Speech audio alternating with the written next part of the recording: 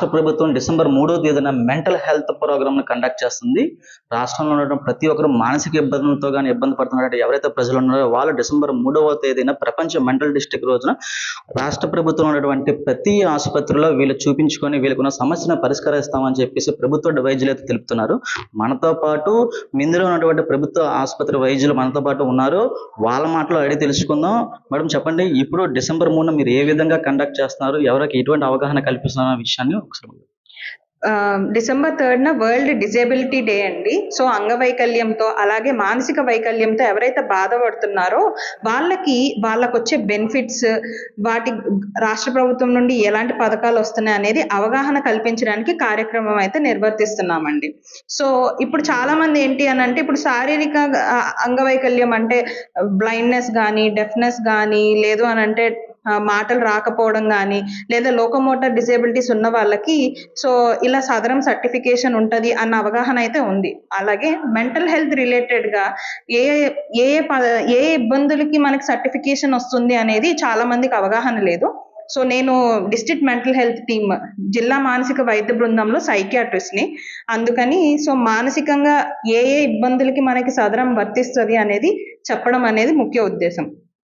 చాలా మంది mental retardation are ప్రస్తుతం ఇంటెలెక్చువల్ డిజేబిలిటీ అంటున్నారు. దానికి సర్టిఫికేట్ వస్తుందని చాలా వరకు అవగాహన ఉంది. దాంతోపాటు ఆటిజం స్పెక్ట్రమ్ డిజార్డర్స్ డయాగ్నోసిస్ ఉన్న, నెక్స్ట్ స్పెసిఫిక్ లెర్నింగ్ డిజేబిలిటీస్ అంటే కొంతమందికి రాయడానికి ఇబ్బంది అవుతూ ఉంటుంది, కొంతమందికి ఏంటి అంటే మాట సరిగ్గా రాదు, అండ్ కొంతమందికి మ్యాథ్స్లో ఇబ్బంది ఉంటుంది. అలాంటి వాళ్ళకు కూడా ఈ డిజేబిలిటీ సర్టిఫికేషన్ అనేది వర్తిస్తుంది. అదే కాకుండా మెంటల్ ఇల్నెస్లో ఓసిడి, స్కిజోఫ్రీనియా, డిప్రెషన్, బైపోలార్ ఇలాంటివి దీర్ఘకాలికంగా బాధపడుతూ చికిత్స చేసినా కూడా ఇంప్రూవ్మెంట్ రావట్లేదు, అండ్ వాళ్ళకి ఉన్న అన్ని రకాల మాత్రలు వాడినా కూడా కొన్ని డిజేబిలిటీస్ అంటే లిమిటేషన్స్ ఉన్నాయి వాళ్ళు పనులు చేయడం వల్ల, ఈ పర్టికులర్ ఇల్నెస్ వల్ల అన్నప్పుడు వాళ్ళకు కూడా సర్టిఫికెట్ వస్తుంది. బట్ ఆ సర్టిఫికెట్ వస్తుందో లేదో మీరు వెళ్తున్న సైకియాట్రిస్ట్ దగ్గరికి అంటే మీ మానసిక వైద్య నిపుణుల్ని ఒకసారి సంప్రదించి కనుక్కోండి మీకున్న కండిషన్కి ఇది వర్తిస్తుందా లేదా అనేది.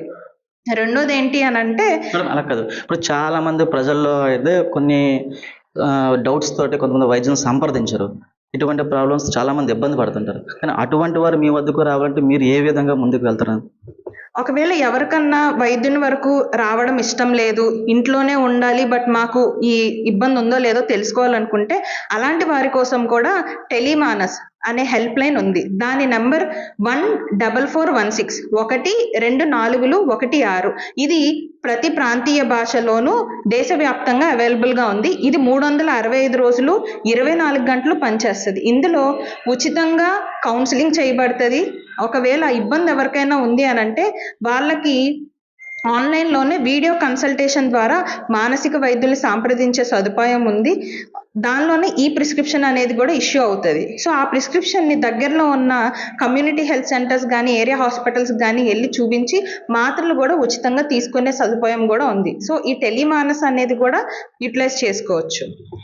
ఇది ఇందులో ఉన్నటువంటి ప్రభుత్వ ఆసుపత్రి వైద్యులు తెలుపుతున్నారు. కేంద్ర రాష్ట్ర ప్రభుత్వాలు ఏవైతే ఉన్నాయో ప్రజల్లో ఇటువంటి మానసిక ఒత్తిడికి గురయ్యే మెంటల్గా ఇబ్బంది పడుతున్నటువంటి ప్రజలకి ముందుగా హెల్ప్ లైన్ నెంబర్ కూడా ఇస్తున్నారు. ఆ హెల్ప్ లైన్ నెంబర్ ద్వారా సమస్య కూడా తెలియపరచుకుంటే వాటికి పరిష్కారాన్ని కూడా వాళ్ళు తెలియపరుస్తారని తెలుపుతున్నారు.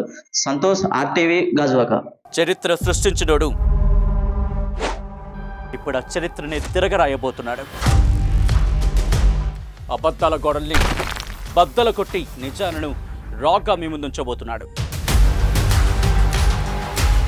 నిజమైన వార్తల కోసం వెంటనే డౌన్లోడ్ చేసుకోండి రా యాప్ని.